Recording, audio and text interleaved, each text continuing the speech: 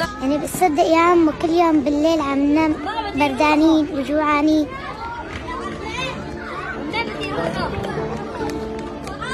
ما عنا حطب. وأنا بابا شهيد قبل ما يموت كان عنا عطول حطب، كان يدفينا عطول، كنا دفيانين على زمان بابا. بس هلا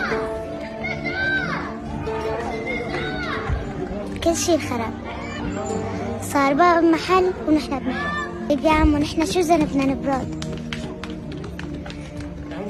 هيك الأولاد اللي عندهم أب هيك عايشين ولا مثلنا؟